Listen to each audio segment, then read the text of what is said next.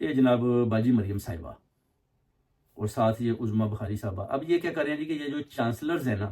ان کے انٹرویو کر رہی ہیں. خود یہ میٹرک فیل ہے، ایف اے بھی انہوں نے جیسے پاس کیا، جعلی ڈگری ہیں ان کے پاس، عظمیٰ بخاری کے پاس بھی جعلی ڈگری ہے،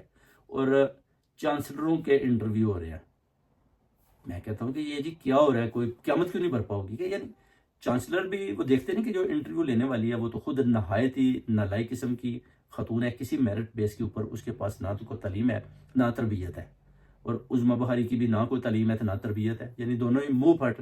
اور بہت زیادہ یہ جو ہے نا جب کوکنگ کرتی ہیں تو بہت زیادہ یہ گالیاں نکالتی ہوتی ہیں دونوں. آپ نے دیکھا ہوگا کہ ایک ویڈیو میں یہ ماؤں بہنوں کی گالیاں نکال رہی تھی اور بنا کے کیا رہی تھی اپنے چاول. تو یہ جو ہے نا چانسلروں کے جناب نا یہ کر رہی ہیں انٹرویوز کہ کس کو کس یونیورسٹی میں کس کو کس جگہ پر متعین کرنا ہے اور کس کو کس عہدے پر برقرار کرنا ہے، کیونکہ ان کو پتہ ہے کہ خان صاحب تو چانسلر ادھر بن جائیں گے. تو ہم بتاتے ہیں جی کہ خان صاحب تو ایک چانسلر کی سیٹ